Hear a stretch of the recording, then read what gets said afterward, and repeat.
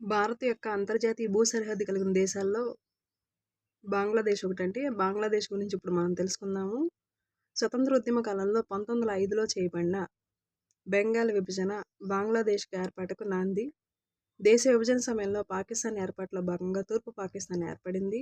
1971లో India, Pakistan యుద్ధ ఫలితంగా తూర్పు పాకిస్తాన్ బంగ్లాదేశ్‌గా అవతరించింది. బంగ్లాదేశ్ జాతిపిత షేక్ ముజాబుర్ రెహమాన్. బంగ్లాదేశ్ గేయం వచ్చేసేసి అమర్ సోనార్ బాంగ్లా. భారతదేశంలో అత్యధిక అంతర్జాతీయ భూ సరిహద్దు కలిగిన దేశం వచ్చి బంగ్లాదేశ్. బంగ్లాదేశ్తో పొడవైన సరిహద్దు కలిగిన రాష్ట్రం పశ్చిమ బెంగాల్.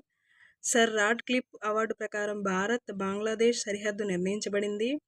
భారతదేశం 999 సంవత్సరాల కాలానికి బంగ్లాదేశ్కు పశ్చిమ బెంగాల్లోని తీన్ బిగా అనే ప్రాంతాన్ని లీజుకిచ్చింది. బంగ్లాదేశ్తో సరిహద్దు పంచుకున్న రాష్ట్రాలు పశ్చిమ బెంగాల్ 2217 కిలోమీటర్లు, త్రిపుర 856 కిలోమీటర్లు, మేఘాలయ 443 కిలోమీటర్లు, మిజోరాం 383 కిలోమీటర్లు, అస్సాం 262 కిలోమీటర్లు.